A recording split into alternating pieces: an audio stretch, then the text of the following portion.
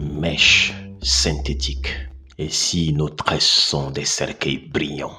Regardez ces mèches, brillantes, dociles, apprivoises. Elles s'appellent Kankelon modacrylique, nom de code d'un génocide silencieux. Savez-vous que 92% d'entre eux, les femmes, les portent? Que ces fibres contiennent 610% de plomb au-dessus des seuils légaux? Que chaque tresse synthétique libère du benzène cancérigène avéré au contact de votre sueur? Pendant ce temps, l'industrie capillaire empoche 67 milliards de dollars en vendant du poison à nos sœurs. Aujourd'hui, nous démasquons la vérité. Derrière ces boucles parfaites se cachent des métaux lourds, des perturbateurs endocriniens et un système qui nous persuade que nos cheveux naturels, conçus par Dieu pour nous protéger, sont indomptables. Cette vidéo est un acte de révolte pour nos cuirs chevelus brûlés, pour nos filles qui préfèrent les perruques blondes à leur couronne crépue, pour nos droits sacrés à la santé et à la fierté mélanique. Comment expliquer qu'au nom de la beauté, les femmes noires acceptent d'empoisonner leur corps et de renier leur héritage divin? Nous sommes piégés dans un dilemme toxique. D'un côté, des mèches synthétiques bourrées de plomb, benzène et phtalate, liées au cancer, fibromes, infertilité, mais accessibles à $3. De l'autre, nos cheveux naturels, chefs d'œuvre biologiques, optimisés pour la thermorégulation et la protection des UV, mais diabolisés comme sauvages. L'étude de Consumer Reporter est formelle. 100% des mèches testées contiennent du chlorure de méthylène, qui sont classés cancérigènes classe 1.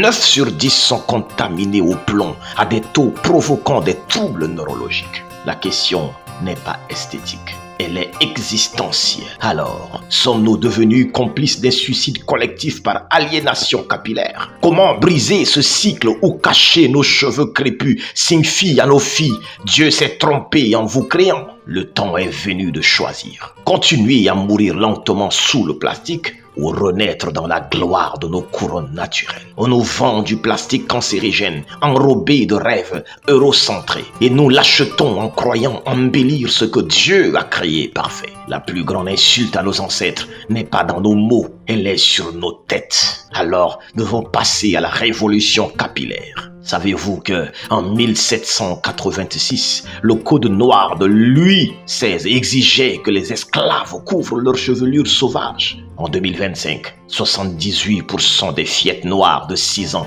préfèrent les poupées blondes. L'industrie du beauty supply appartient à 92% à des non-noirs qui vendent du poison à notre communauté. Ce n'est pas une coïncidence, c'est un système. Et 610% des mèches ont un taux d'excès en plomb. Et un bébé sur 3 a un niveau détectable de phtalate chez les enfants de mères portant des mèches. Et 68% des femmes qui portent des mèches synthétiques ont une augmentation des fibromes utérins, alors que le bon Dieu nous a donné des cheveux naturels. Cette science sacrée, regardez ce miracle divin. Ce cheveu naturel qui contient 7 couches de cuticules serrées, qui sont comme des boucliers anti-UV ultimes. Des spirales d'air naturel y passent, comme une climatisation intégrée, avec une quantité de mélanine dense qui permet de filtrer la radiation solaire.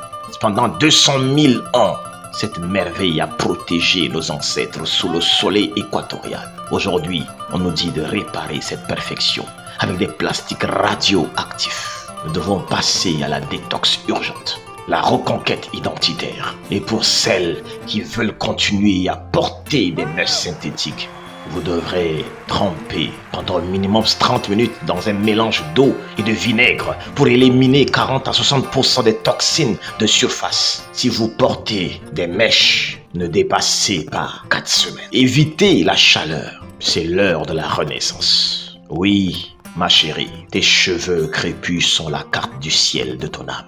Ta tête est un sanctuaire, n'y laisse entrer que ceux qui honorent ton corps. Les mèches synthétiques incarne un dilemme moderne. Commodité culturelle contre risque sanitaire. Loisir divin que de se parer. Mais Dieu n'a pas créé le plastique cancérigène. Les alternatives existent. Fibres végétales, cheveux naturels et réconcilie l'esthétique et santé. Agissons, exigeons la transparence des marques. Privilégions les options sûres et réaffirmons que nos cheveux naturels sont déjà une couronne. La vraie révolution capillaire, c'est cesser de croire que nos cheveux ont besoin d'être sauvés par le plastique.